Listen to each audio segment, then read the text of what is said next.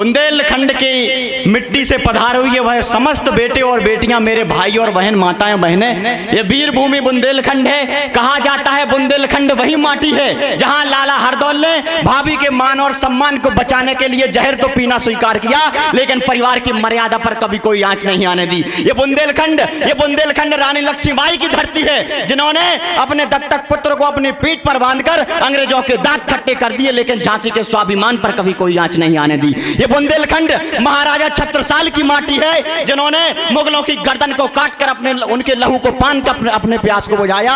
मैं ऐसे बुंदेलखंड की माटी को प्रणाम करना चाहता हूं और एक निवेदन करना चाहता हूं, समाज को संगठित करिए, समाज को आगे बढ़ाइए, लेकिन हमारा निवेदन केवल एक है, यह भारत जो कभी अखंड भारत हुआ करता था, जो अफगान से लेकर कंधार तक, जो म्यांमार, भूटान, नेपाल, तिब्बत तमाम टुकड़ों में आज बट गया है, लेकिन अगर ये देश आने वाले समय में जातियों में बटेगा तो हिंदुस्तान के हजारों टुकड़े हो जाएंगे। इसलिए हिंदुस्तान और सनातन को अगर आपको सुरक्षित करना है तो अपनी समाज को सुरक्षित करें, संगठित करें और सर्व समाज को आगे लेकर हिंदुस्तान को आने वाले समय में विश्व सोने की चिड़िया बनाए। हमारा और आपका ये कर्तव्य बनता है। कहा जाता है नेता कौन है?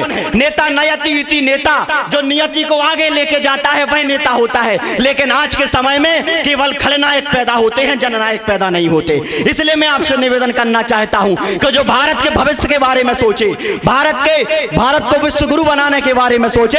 अंतिम पंक्तियां पढ़ता हूं, समय की अपनी सीमा है और अपना स्थान लेना चाहता हूं। और जो भी लोग मेरे सामने हैं उनसे मैं निवेदन करना चाहता हूं, मेरे सामने बहुत से लोग हैं। अभी वकील साहब ने कहा कि बहुतों को ऊपर आने का मौका नहीं मिला, लेकिन एक टिप्पणी करना चाहता हूं और बुंदेलखंड के हृदय तक पहुंचे तो मेरा समर्थन करना।